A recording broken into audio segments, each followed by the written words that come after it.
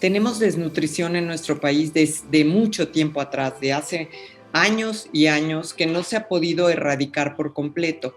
Esta desnutrición hoy lo más actual es hablar de los primeros 1000 días en la nutrición dentro del vientre de la madre hasta los 2 años de vida. Entonces, cuando nosotros hablamos de esa desnutrición que comienza en el útero de la mamá, esa es una desnutrición. Bienvenidos a Desmenuzando la Conversación con USAPIC, un espacio del Consejo de Exportadores de Carne de Ave y Huevo de los Estados Unidos, patrocinado por The Ohio Soybean Council, donde los expertos de la industria de los alimentos comparten temas relevantes y de interés. Hola, ¿qué tal, amigos? Bienvenidos sean a este nuevo podcast. Soy Jaime González, soy consultor de USAPIC y tenemos un invitado de lujo a este día. Es la doctora Tere Rull Reveles y ella nos va a hablar de la desnutrición temprana. Pero ¿quién es la doctora Tere Rull Reveles? Vamos a oír esta semblanza de la doctora Tere Rull. La doctora María Teresa de Jesús Rull Reveles es egresada de la carrera de Nutrición y Ciencia de los Alimentos de la Universidad Iberoamericana. Tiene una maestría en Geriatría Social, un diplomado en diabetes para profesionales sanitarios y un doctorado en nutrición por la Atlantic University de Hawái. La doctora Rull Reveles es perito en nutrición, consejera del Instituto Nacional Avícola y profesora de Ambrosía Centro Culinario de México. Doctora Tere Rull, bienvenida. Tengo una pregunta. Eso de desnutrición temprana lo he oído muy pocas veces, pero la verdad no sé qué significa. ¿Me puede ampliar el tema de qué se trata la desnutrición temprana y cómo nos afecta? Pues mira, nosotros tenemos que hacer un énfasis en que aún teniendo otras pandemias, como es la obesidad, como es la diabetes, como es el sobrepeso, tenemos desnutrición en nuestro país desde mucho tiempo atrás, de hace años y años, que no se ha podido erradicar por completo. Esta desnutrición hoy lo más actual es hablar de los primeros 1000 días en la nutrición dentro del vientre de la madre hasta los 2 años de vida. Entonces, cuando nosotros hablamos de esa desnutrición que comienza en el útero de la mamá, esa es una desnutrición temprana, donde nosotros tenemos una afectación importantísima en lo que es el desarrollo en ese bebé que se está gestando adentro de la mamá por diferentes causas. Nosotros tenemos que decirlo. ¿Por qué? Porque nosotros pensamos que no se afecta, que el bebé se está nutriendo y si la mamá no se nutre, el bebé tampoco se nutre. Las consecuencias pues son muy importantes porque obviamente podemos tener en ese bebé que nace, pues podemos tener una deficiencia en su crecimiento que afecte su tamaño, su peso, su desarrollo, tanto en su cerebro, a nivel cognitivo, que se llama, y también se afecta la parte motriz, pero también se afecta su sistema inmune y no digamos cuando ya nacen, la prevalencia de mortalidad en estos niños puede ser mucho mayor por desnutrición desde el útero. Entonces, ¿qué es lo que nosotros tenemos que evitar? Que esa mamá que está gestando a un bebé todo el tiempo y hasta los 2 años se nutra ella y después de que nace ese bebé le dé lo que se llama la lactancia materna. ¿Por qué? Porque la lactancia materna en muchos de los casos se ha abandonado y esto es de verdad lamentable porque la calidad de la leche materna no la tiene ningún otro producto por mejor que esté elaborado. Entonces lo que nosotros tenemos que promover es que la nutrición comience desde el útero. No podemos decir que es importante nada más alimentarse. Alimentarse es el hecho de tomar un alimento y llevárnoslo a la boca, pero la nutrición empieza de la boca para adentro. ¿Qué pasa? Que nosotros, cuando tenemos una madre que no está nutriendo como debe de ser a ese bebé que está esperando, empiezan los problemas porque esta placenta tiene un riego hacia el bebé de nutrimentos que son proteínas, grasas, hidratos de carbono o carbohidratos. Estos deben de pasar a través de la placenta por medio de la sangre que está transmitiendo esa mamá a su bebé. Si esta cantidad es no suficiente, con no suficientes nutrimentos, obviamente empieza la desnutrición y la deficiencia en el crecimiento de ese bebé. ¿Qué va a pasar en este momento? Pues, ¿qué pasa? Que el tamaño de la placenta no es el que debe de tener, quizás es una razón, que la capacidad de transmisión de estos nutrimentos al bebé no sea la correcta y también que ese flujo sanguíneo no sea el suficiente. Durante el embarazo, la mujer aproximadamente duplica ese fluido sanguíneo del normal que tenemos sin estar embarazadas. Entonces es muy importante decir esto porque puede tener deficiencia no de uno, sino de varios nutrimentos que son necesarios para el desarrollo, no nada más del esqueleto de ese bebé, que es, por ejemplo, cuando se llama deficiencia de ácido fólico en el primer mes del embarazo, y de hecho se dan suplementos de ácido fólico desde antes de que se embarace la mujer, para que en ese primer mes de vida, dentro del útero de la madre, ya empiece a nutrirse y esa columna vertebral no tenga un problema que se llama espina bífida, que no llega a cerrarse la última parte y a formarse como debe de ser. Después, cuando empieza el desarrollo posterior en el útero, pues puede haber deficiencia de otros nutrimentos, los cuales no permitan su desarrollo normal completamente en las etapas que debe de crecer ese bebé, y normalmente cuando él empieza a crecer en tamaño y en peso es el segundo trimestre del embarazo hasta su término, ¿no? Entonces, todo esto ha creado también una hipótesis que se llama de la programación, donde cuando ya son mayores estos bebés que fueron desnutridos desde el útero, generan la posibilidad de desarrollar, cuando son mayores, enfermedades cardiovasculares que pueden ser desde elevación de grasas en la sangre o desarrollo de diabetes o sobrepeso o también obesidad. ¿Por qué? Porque hubo esa programación en el útero de la mamá. Entonces, esto es súper interesante porque va haciendo una adaptación el organismo a esta falta de nutrimentos. Entonces, en cuanto encuentra el medio ambiente que se llama hoy la epigenética, en la cual eso se manifiesta por todo lo que comemos, por todo lo que vivimos en el lugar en el que vivimos, se va sumando, más aparte agréguenle el sedentarismo, más si tiene o no tiene disponibilidad de alimentos, pues va a hacer que se desarrolle o no esa programación que se hizo desde el útero. Incluso hoy hay algo también muy interesante, que la mamá también puede, con su dieta, con su alimentación, hacer que el bebé tenga predilección por ciertos alimentos cuando nace.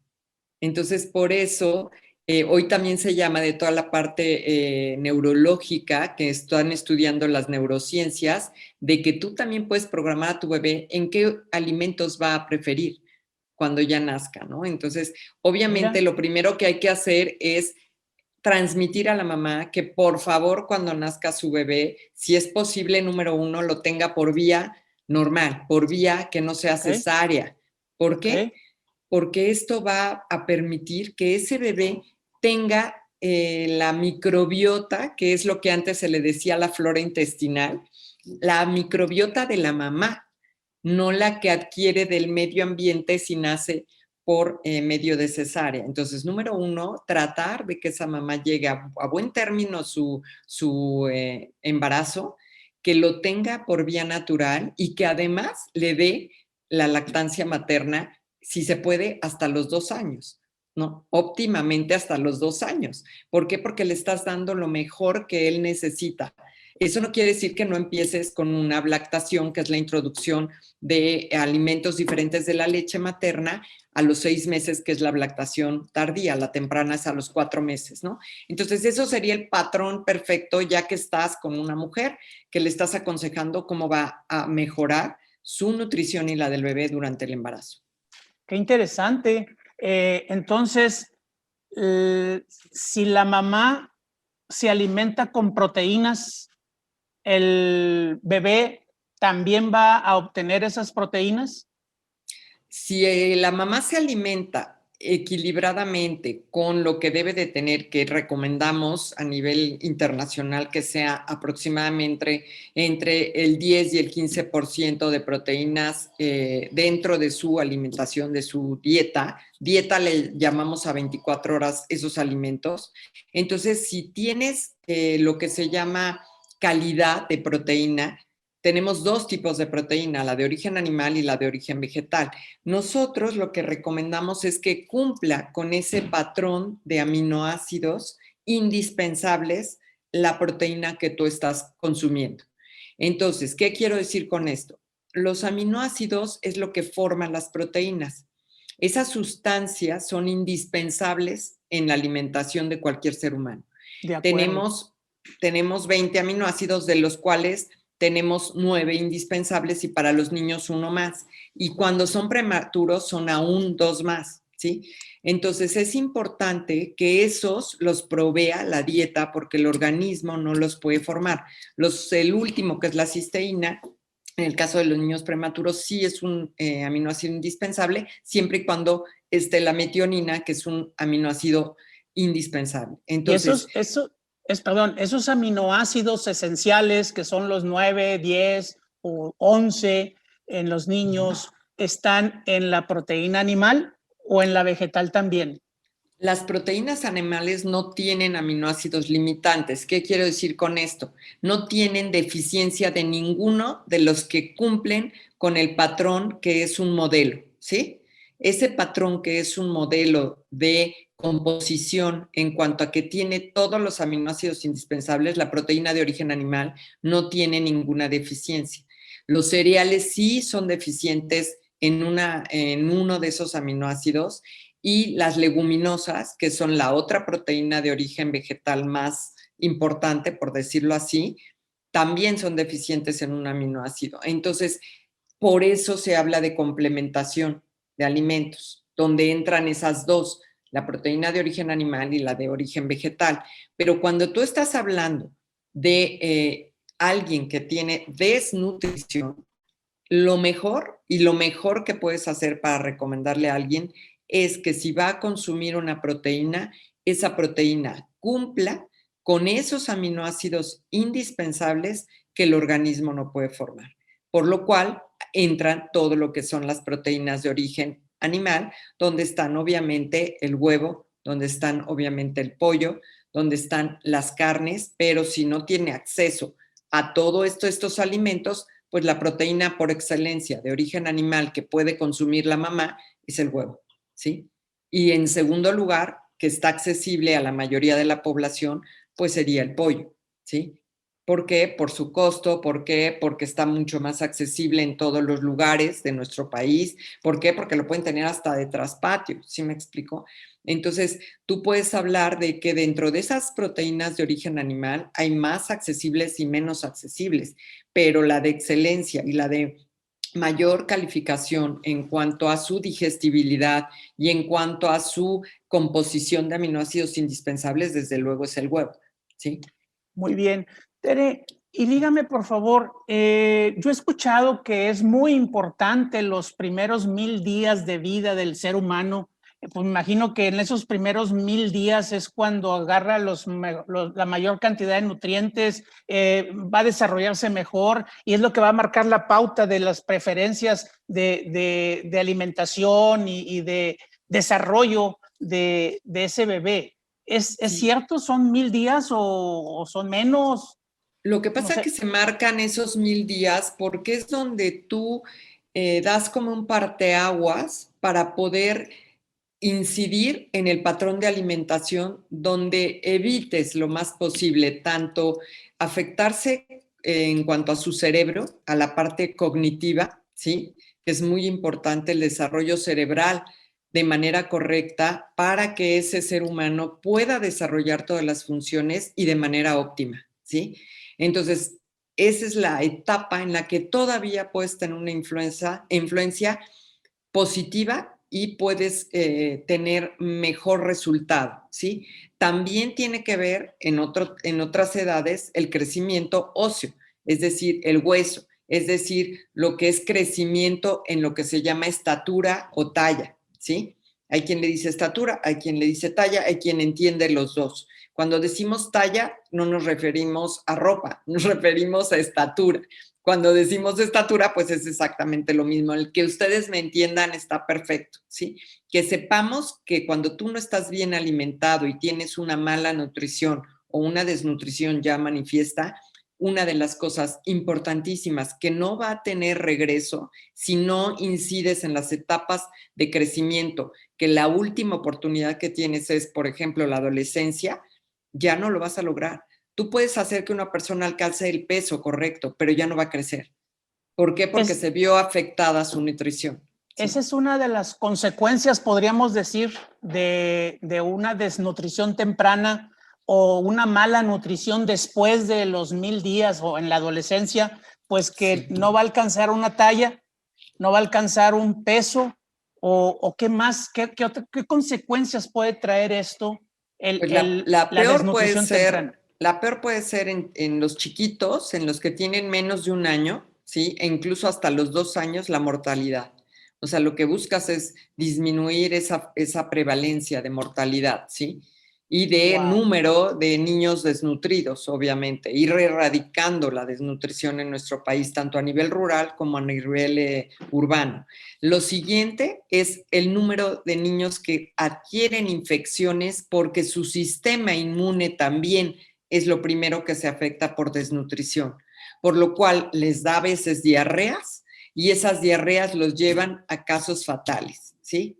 O a casos más graves de desnutrición, donde a veces ya no puedes remediar lo que no está absorbiendo, porque obviamente a lo mejor ya está en edades en las que ya no tiene un regreso, ¿sí? Entonces es muy importante la detección temprana de la desnutrición. ¿Por qué? Porque mientras más rápido la detectes, más rápido vas a poder hacer una intervención nutricia, ¿sí? ¿Desde cuándo tenemos ese problema, entre comillas, problema en México? O sea, tenemos mucho, ya tenemos generaciones. Mira, tenemos generaciones tras generaciones. Arrastrando este problema, doctora. Nada más te estoy diciendo esto porque estaba yo justo leyendo, y eso me voy a permitir leer un poco porque son datos importantes, que ahora con el COVID se hizo unas estadísticas aquí en nuestro país que dicen que la mitad, o sea, más de la mitad, del 55.5%, tiene un grado de inseguridad alimentaria en nuestro país, nada más date cuenta. Y que eso quiere decir la incapacidad de cubrir sus necesidades mínimas por tiempos prolongados. Y además de eso, con todo y estadísticas, 32.8% tiene una desnutrición leve, 27.7% una desnutrición moderada a severa y 17.8% tienen una desnutrición a nivel rural, ¿sí? Severa. En el nivel urbano, 13%. Severa quiere decir que estás hablando de menos del 60% de sus necesidades nutricias cubiertas, donde también se afecta la talla. La talla, cuando tú dices, este niño no ha alcanzado la talla que debe de tener, son 2 desviaciones estándar de lo que marcan las tablas del CDC, que es el Centro de Control de Enfermedades, que tú puedes consultar estas tablas de crecimiento óptimo hasta los 18 y hasta los 20 años están estas tablas, donde se consulta y se valora en qué percentila de ese rango que nos marcan estas tablas está tanto el crecimiento en estatura como en peso. Y si tú tienes del 50% percentil 2 abajo de esas percentilas, estás hablando de que tienes un problema importante de desnutrición, ¿sí? Entonces, ¿qué tienes que hacer? Hacer que ese muchacho, que ese niño, que ese bebé tenga lo mejor posible y que sea lo más viable para él esa nutrición. Porque tú puedes decir, sí, es que pues tienen que mezclar alimentos de origen animal y de origen vegetal, sí, pero si tú tienes una proteína de menor calidad en cuanto a su proteína, que no tenga todos los aminoácidos indispensables, número 1, tendrías que dar en lugar de un 10%, quizás un 12 a un 15%. para cubrir Híjole. esos aminoácidos. Y lo siguiente, si tú quieres cubrirlos de productos vegetales, muchas veces no son biodisponibles. ¿Qué quiere decir esto? Que necesitas más volumen para lograr que sean absorbidos en la cantidad que los requiere. Entonces esto va complicando las cosas y obviamente pues vas teniendo más problemas, ¿no? Wow. Para poder lograr compensar lo que ya no sucedió, porque el organismo es muy sabio y cuando no tiene cubierto sus calorías y proteínas, busca la manera de estabilizarnos y de crear un balance en el que a lo mejor sacrificas estatura para conservar otro tipo de funciones en nuestro cuerpo, ¿sí? Entonces esto pues es muy interesante, ¿no? Muy Porque bien. cómo Doctora, maneja nuestro cuerpo esto. Vamos a hacer una breve pausa para unos avisos comerciales, si no, ¿de qué vivimos? ¿Cómo no? Váyanse a los avisos parroquiales, aquí los espero. ahorita regresamos, muchas gracias. Ok.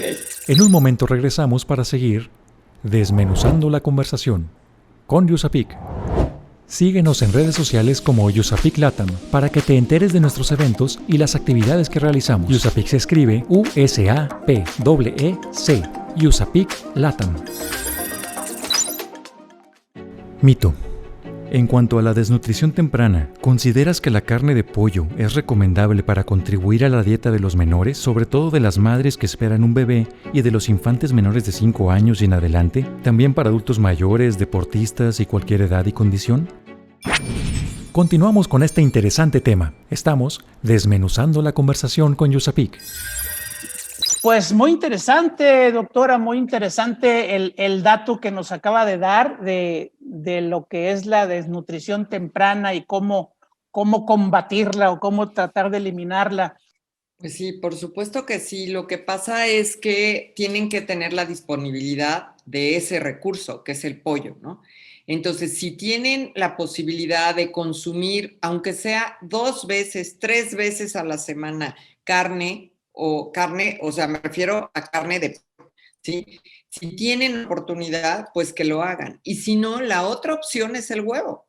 ¿Por qué? Porque la otra opción de origen animal, súper económica, súper accesible, que además es extendible. ¿Por qué? Porque puedes mezclarla con otros alimentos y hacer crecer esa porción, pues es el huevo. Entonces, si tú puedes comprar 1 o 2 veces pollo a la semana y darlo a tu familia, pero comerlo tú, como mujeres embarazadas, tenemos 34.9% de mujeres en embarazo que tienen desnutrición, ¿sí? Y las no embarazadas es el 17.5%, que si por chiripazo se llegan a embarazar, ya empiezan con deficiencias nutricias un embarazo. Entonces, por eso se aconseja dar preventivamente ácido fólico antes de que se embaracen para evitar que sus hijos de inicio, como a veces se embarazan y no se dan cuenta en el primer mes, ya afectan lo que es la formación de lo que es la columna vertebral de su hijo. Entonces, ¿en qué las va a beneficiar el consumo de la carne de pollo? Número 1, es muy digerible. Para cualquier persona es recomendable en cualquier edad y condición. En todos los tipos de dietas terapéuticas quiero decir, los médicos y los nutriólogos lo que más recomendamos es pollo como una carne fácil, accesible, variada, que puede ser muy diferentes las formas en las que tú puedes cocinar en nuestro país este producto y que además está identificado en nuestra nación el pollo, el consumo de pollo. No estamos recomendando algo que no conozca la población. Si además de eso complementas con los nutrimentos de otra proteína excelente de origen animal, que es el huevo, pues perfecto, porque ya tienes todo ese patrón de aminoácidos indispensables, que esos son los que van a ir directo a formar proteína, tanto para la mamá como para el bebé. Nosotros no tenemos reservas de proteína en el cuerpo, tenemos reserva de hidratos de carbono en forma de glucógeno, tanto en el hígado como en el músculo, pero no, y de grasa, por supuesto, pero no tenemos reservas de proteínas. La mamá aproximadamente tiene 80,000 kilocalorías de reserva para cuando tenemos el embarazo y normalmente tenemos 40,000, ¿sí? Entonces nosotros lo que vamos reservando es esas grasas que nos van a dar energía, que nos van a dar calorías, que tenemos de disposición de inmediato, ¿sí? Pero ¿qué nos va a dar el pollo? El pollo no nada más nos da proteína. Nosotros tenemos aproximadamente 20 gramos de proteína en 100 gramos de pollo, de carne, o sea, es decir, de porción comestible. Pero no nada más nos da eso, nos da potasio, nos da selenio, nos da vitaminas del complejo B. ¿Para qué nos sirven las vitaminas del complejo B? Para aprovechar los nutrimentos, para poder disponer de esa energía, de esas grasas. Para eso sirve todo el complejo B y normalmente se comen en unión, es decir, en un solo producto los contiene, ¿sí? Entonces nosotros tenemos, por ejemplo, en el caso del huevo, únicamente le falta la vitamina C y en el caso del pollo tiene selenio, que también es un antioxidante importantísimo en la alimentación, tiene este potasio que es importante para todas las transmisiones nerviosas y los latidos cardíacos, el caso del sodio para la cuestión de la presión arterial, para controlarla, que es también muy importante en estas mujeres embarazadas que pueden tener obesidad, pero no por eso carecen de anemia. Muchísimas veces tenemos mujeres embarazadas que están obesas, pero que tienen anemia por deficiencia de micro o de macronutrimentos, que son las proteínas, los hidratos de carbono y las grasas, ¿sí? Entonces, el pollo no nada más es una fuente de una sola de un macronutrimento como es las proteínas, las grasas y los hidratos de carbono, no tiene. De hecho, no tiene hidratos de carbono, pero esos los obtenemos de nuestra alimentación fácilmente, en fruta, en verdura, en cereales, en leguminosas, en granos, pero no obtenemos de la proteína en todos los alimentos. Es muy poca la cantidad que tienen los cereales y pues no se diga las frutas, no es una fuente de proteínas. Oiga, Entonces Tere, aquí es muy importante esto. me voy a, ahora sí que me voy a regresar un poquito, o le voy a pedir que nos regresemos un poquito. Hace rato dio un dato muy interesante de 40,000 calorías, no, reserva calórica de 80,000 de calorías 80,000 para las mujeres, para las mujeres embarazadas. Eso es lo que logramos acumular en un embarazo. A eso voy. O sea, la mayoría de las mujeres que yo conozco, que he sabido que están embarazadas, sufren y se enojan porque engordan. Pero hay una razón científica y natural.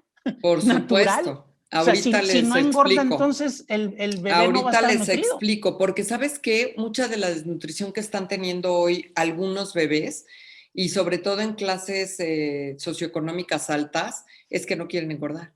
Y como no quieren engordar, pues ya no toman leche, y como no quieren engordar, pues ya no comen gluten, y como no quieren engordar, ya no comen, y toda es dieta sin, ¿no? Entonces dices, ¿cómo te pones a hacer una dieta de reducción de peso cuando estás en embarazo? El embarazo no es una etapa para bajar de peso, es una etapa que requiere aumento de peso para lograr esa nutrición para ese bebé que estás gestando, ¿sí? O sea, Entonces, pregúntame todo eso, sí, por favor. O sea, todas las mujeres que nos están escuchando en este momento y que están embarazadas o que desean embarazarse, no deben de renegar de estar con un aumento de peso en ese momento, porque si no fuera así, pues entonces el bebé no va a estar nutrido definitivamente, ¿no? Por supuesto. Mira, la glándula mamaria se hace a base de grasa, a base de agua. Entonces, tú necesitas aumento de la glándula mamaria para la lactancia materna. Necesitas esa protección de cobijo alrededor de tu vientre. Necesitas el incremento del volumen sanguíneo el 50% más. Es decir, se duplica el volumen sanguíneo, más el líquido que está dentro de ese medio en el que vive tu hijo, requiere por lo menos en una mamá que se embaraza con un peso óptimo, que aumente en promedio una mujer 12 kilos y medio, ¿sí? Wow. En promedio, cuando empiezan su embarazo con un peso óptimo, es decir, si yo tengo que pesar, estoy inventando, 50 kilos porque tengo una estatura de 1,55, pues yo en ese peso estoy bien para embarazarme, tengo que aumentar 12 kilos y medio y estoy dentro de lo correcto, ¿sí? Ok. Si yo me embarazo con obesidad, pues entonces lo que buscamos los nutriólogos es que controle, que no sea demasiado su aumento de peso, porque entonces puede tener otro tipo de problemas, ¿sí? pero no quiere decir que lo va a desarrollar. Ni va a desarrollar diabetes, ni va a desarrollar presión arterial alta, que se llama eclampsia o preeclampsia, ¿sí? Tampoco tiene que ser así si aumenta demasiado de peso. Cuando pasan estas circunstancias, generalmente cuando hay una diabetes gestacional, es por cuestiones hormonales. Eso es la mejor de las teorías, porque en sí así perfecto no se sabe cuál es el mecanismo. Ajá. Y la otra cuestión precautoria es que no se eleve demasiado la presión arterial. Por eso cada que yo tengo una persona en mi consultorio con embarazo, siempre a todos mis pacientes, sean de la edad que sea, les tomo la presión arterial. ¿Por qué? Por control, simple y sencillamente por control.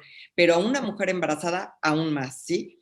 Entonces, ¿qué tenemos que cuidar? Que el peso que se va ganando sea el óptimo para poder preparar a esa mujer a la producción de leche, ¿sí? Entonces, es necesario, es deseable, ¿sí? Y además vas a perder alrededor de 3 kilos en el momento del nacimiento, más otros tantos, vas a ir perdiendo con los días porque ya te empiezas a desinflamar. Y les doy otro tip.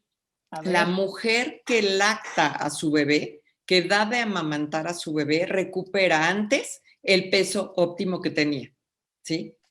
Claro, si se lleva pues sí, una dieta correcta, si se lleva una dieta guiada y orientada por su médico o por un especialista en nutrición, cualquiera de los dos que sepa orientarla en cómo es la alimentación después del parto, porque es cuando más calorías se le dan a la mamá, se le aumentan alrededor de 200 calorías más para hacer un total de como 500 calorías en total más a partir de que se embaraza, ¿sí? Para cubrir ese requerimiento y esas demandas que es la lactancia, ¿sí? Entonces, contrario a lo que se piensa, el momento de que está lactando una mamá es cuando más hambre tiene y es cuando requiere aumentar un poquito más las calorías la mamá, porque para cubrir esas demandas, ¿sí?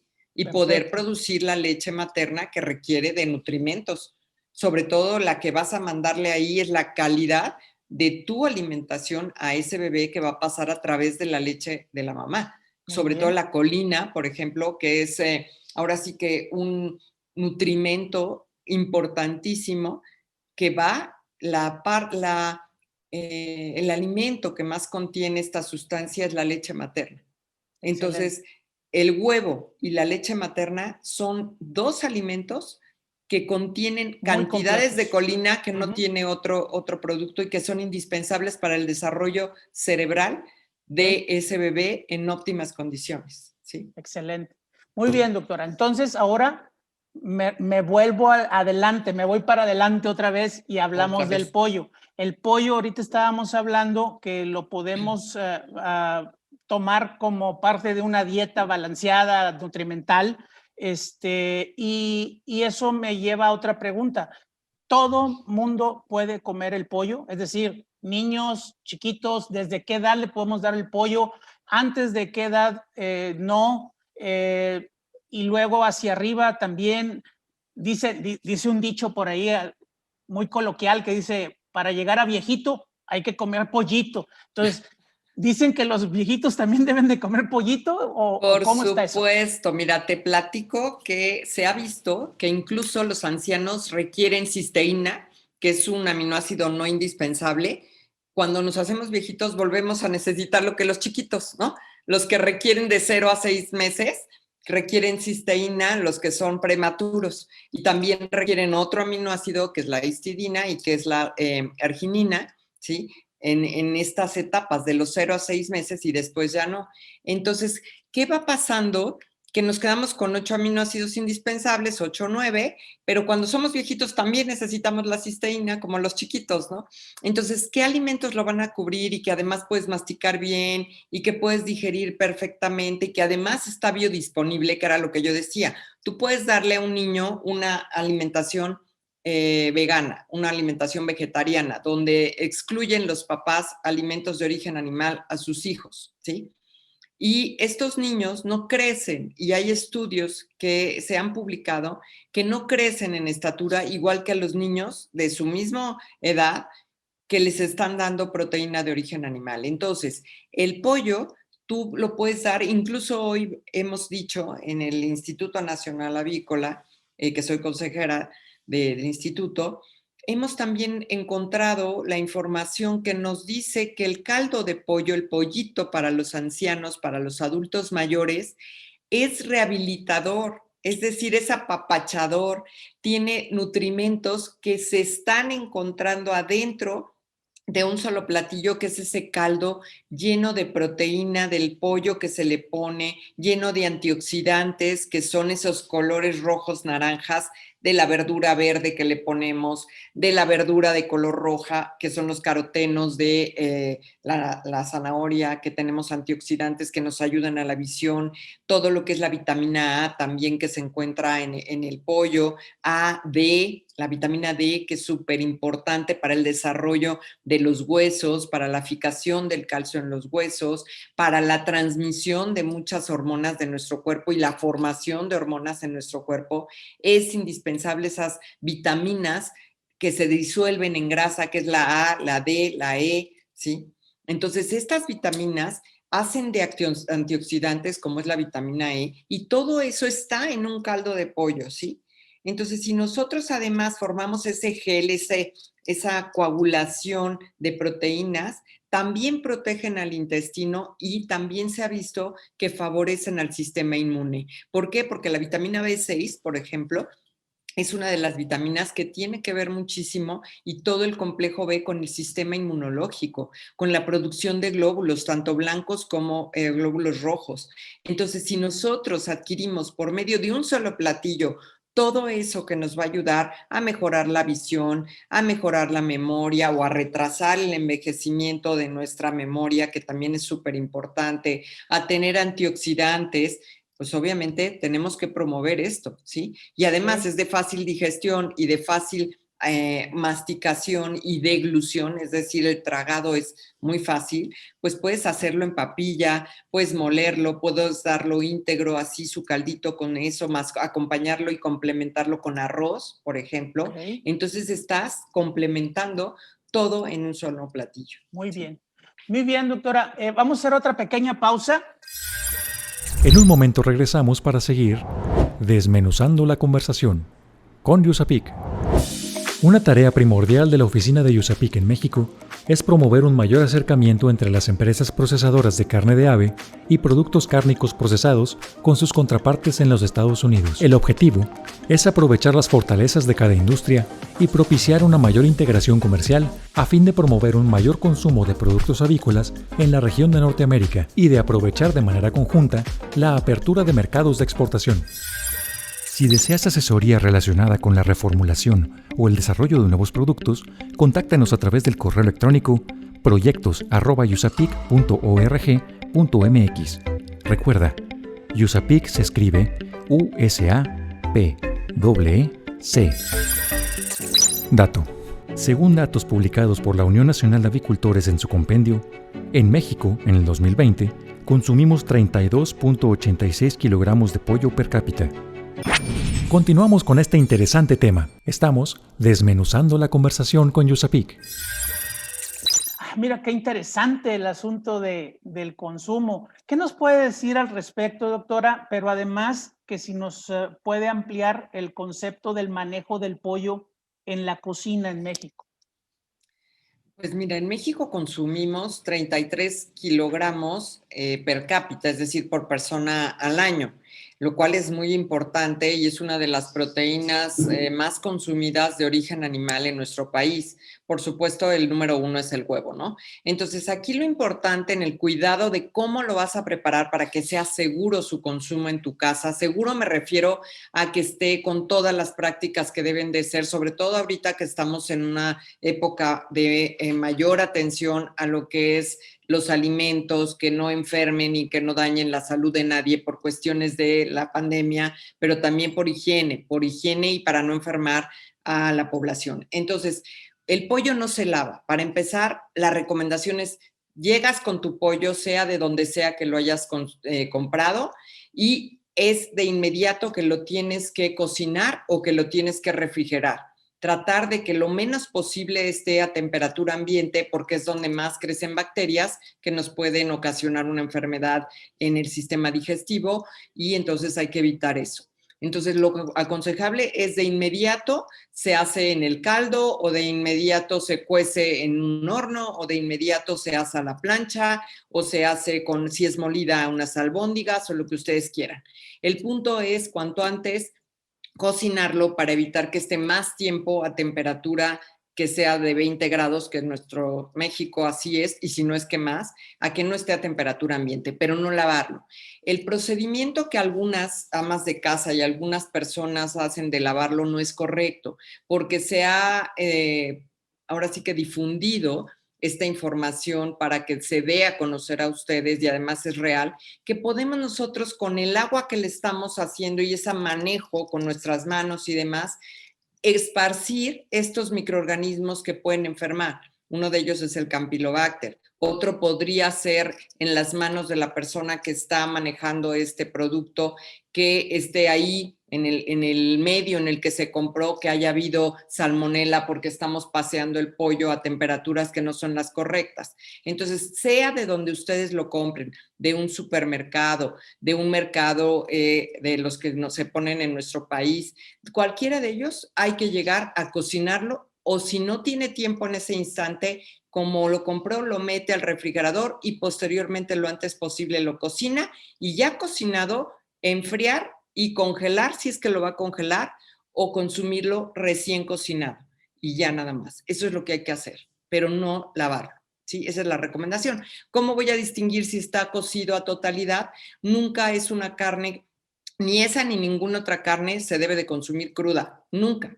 Entonces, ¿qué debes de hacer? Probar si ya está cocido a totalidad. Si es con hueso, se separa fácilmente la carne del hueso. Así se desprende. El pollo es de lo más fácil de ver si está cocido. O si es una pechuga, pues partes la mitad de la pechuga y ves que ese jugo que le sale sea transparente, que no esté sanguinolento, que no tenga aún un color rosado o amarillo, que es el amarillo de que está cruda la pieza, sino que sea un color blanco o un color que ya cambió en su totalidad hasta el hueso, hasta la parte central, ya se puede desprender fácilmente, ya la puedo separar y no me crea resistencia el hacerlo con el tenedor o con un cuchillo. Si tú no vas a partir un pollo completo, pues nada más con que piques la parte más gruesa con un tenedor, que es la pechuga, que veas que sale ese juguito transparente, quiere decir que lo más probable es que ya esté hasta la parte central cocido a totalidad. Y entonces ya está apto para el consumo, para que des a tus familiares un alimento seguro. Muchas gracias.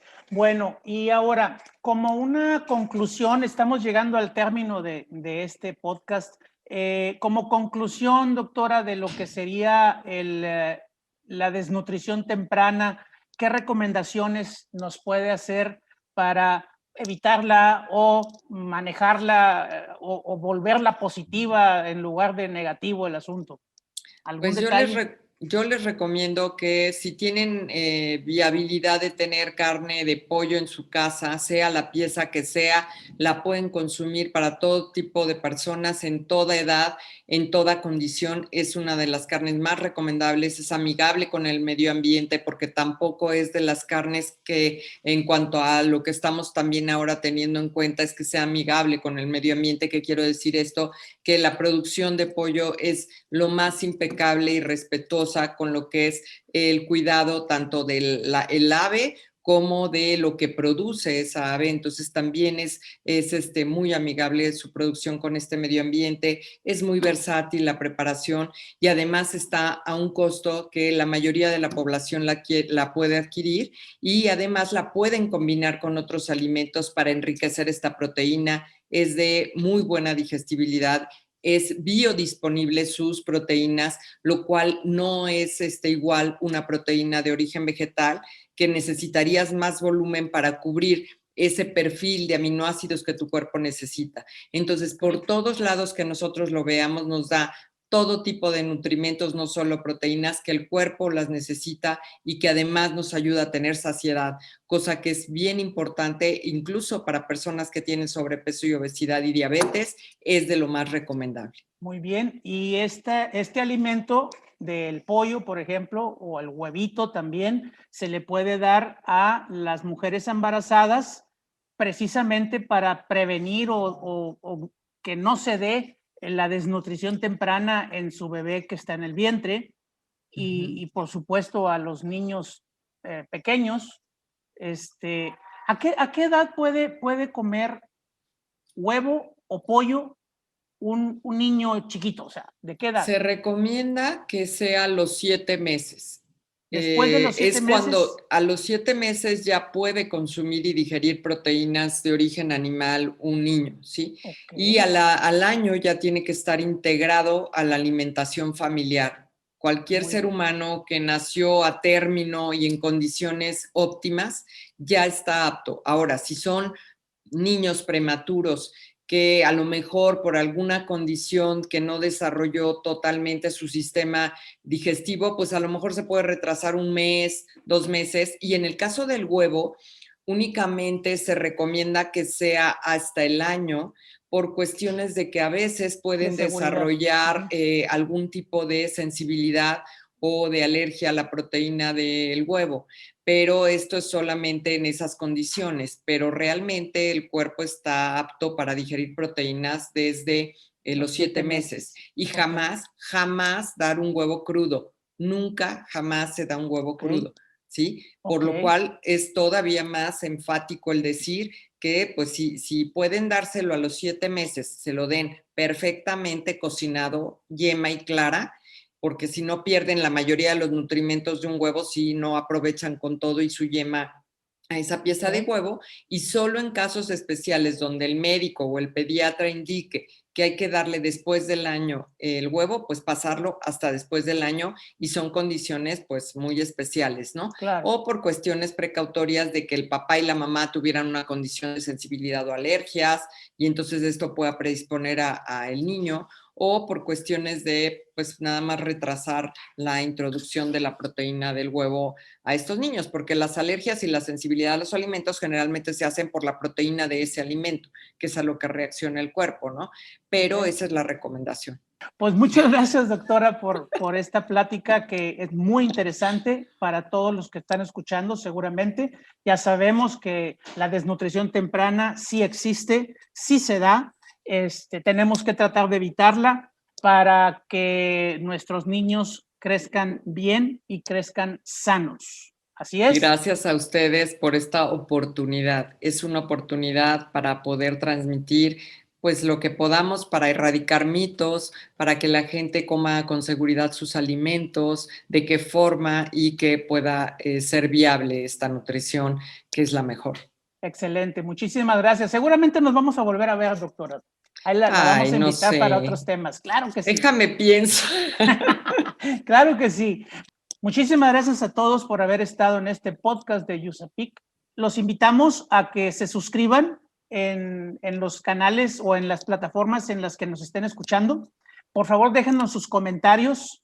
Muchas gracias por estar con nosotros. Yo soy Jaime González, soy consultor de USAPIC y agradecemos especialmente a Ohio Soybean Council y a el Consejo de Exportadores de Carne de Ave y Huevo de los Estados Unidos que nos ayudan a patrocinar este podcast. Muchas gracias. Hasta la próxima. Desmenuzando la conversación con USAPIC. Por esta emisión ha llegado a su fin. Te invitamos a que te suscribas a nuestro podcast. Comenta lo que más te gustó en este capítulo y deja tus dudas para nuestros expertos. Estaremos atentos a resolverlas.